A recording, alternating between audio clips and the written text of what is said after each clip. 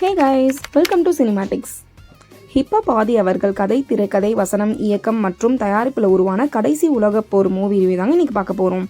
இது ஒரு வித்தியாசமான கதைக்களம் கொண்ட சயின்ஸ் ஃபிக்ஷன் வார் ஃபிலிம். இதோட budget 15 crores and run time 2 hours and 15 minutes. இந்த மூவியோட ஸ்டோரி சினாப்சிஸ் என்னென்னா, சதுரங்க வேட்டை ஃபேம் நட்டி பாயிண்ட் ஆஃப் வியூவில் தாங்க இந்த கதை சொல்லப்படுது. 2028 சைனா, ரஷ்யாலாம் யுனைடெட் நேஷன்ஸ்லேருந்து பிரிஞ்சு ரிபப்ளிக்னு ஒன்று ஸ்டார்ட் பண்ணுறாங்க. அதில் ஜாயின் பண்ணாத கண்ட்ரி மேலே வார் டிக்ளேர் பண்ணுறோம்னு சொல்கிறாங்க. இங்கே தமிழ்நாடுல சிஎம்மாக நாசர் இருக்கார். அவரோட பினாமி தாங்க நட்டி, த கிங் மேக்கர். சிஎம் பொண்ணோட லவ்வர் தான் ஆதி. இந்தியா நியூட்ரலாக இருக்கிறதுனால ரிபப்ளிக் இந்தியா மேலே போர் பண்ணுறாங்க. ஃபர்ஸ்ட் அட்டாக் சென்னையில் பண்ணி அதை கேப்சரும் பண்ணிடுறாங்க. இதுக்கப்புறம் இவங்க என்ன பண்ணுறாங்க, அதை ஆதி அண்ட் டீம் எப்படி எதிர்கொள்கிறாங்கன்னு ரொம்ப ஃபாஸ்ட்டாக சொன்னது தாங்க கடைசி உலக போர். ஆதியோட ஒரு ஜாலியான டெம்ப்ளேட்லேருந்து முற்றிலும் மாறுபட்ட படம். தமிழ் சினிமாவுக்கே இந்த ஸ்கிரிப்ட் ரொம்ப புதுசுங்க. இவ்வளோ சீரியஸான கதையை யோசிச்சு அதை நீட்டாக எடுத்தும் கொடுத்துருக்காரு. வித்தியாசமான கதையாக இருந்தாலும் அதை ப்ரெசென்ட் பண்ண விதம் கொஞ்சம் சொதப்பல் தான். ஸ்க்ரீன் பிளே இன்னும் பெட்டராக பண்ணியிருந்தா மூவி ரொம்ப இன்ட்ரெஸ்டிங்காக வந்திருக்கும். கேரக்டர்ஸுமே எல்லாம் அண்டர் டெவலப்டாக தான் இருக்குது. ஸ்டோரியில் இருந்த கிரிப்னஸ் கேரக்டர் ஆர்க்கில் இல்லாமல் போச்சு. ஹீரோ கேரக்டரை விட நட்டி கேரக்டரை ரொம்ப ஸ்ட்ராங்காகவே பில்ட் பண்ணியிருக்காருங்க.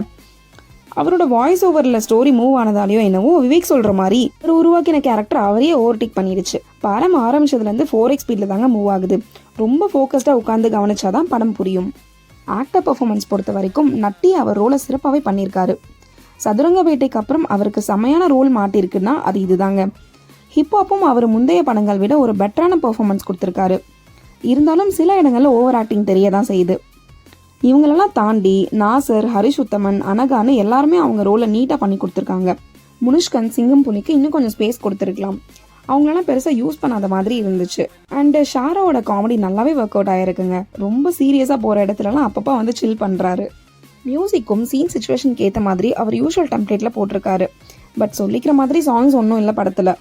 விஎஃப்எக்ஸ் டீமோட ஹார்ட் ஒர்க் பற்றி சொல்லியே ஆகணுங்க. பெரிய பட்ஜெட் படத்தில் கூட விஎஃப்எக்ஸில் சொதப்பும் போது இவ்வளோ பட்ஜெட் கன்ஸ்டன்ட்லையும் ஒரு டீசெண்டான அவுட்புட்டையே கொடுத்துருக்காங்க.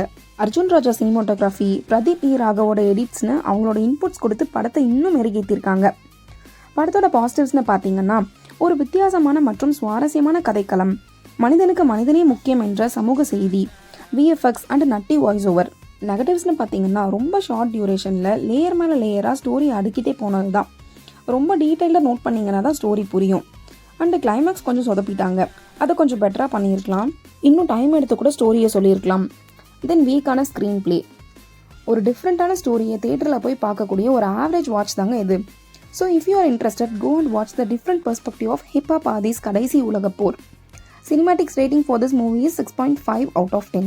Thank you guys.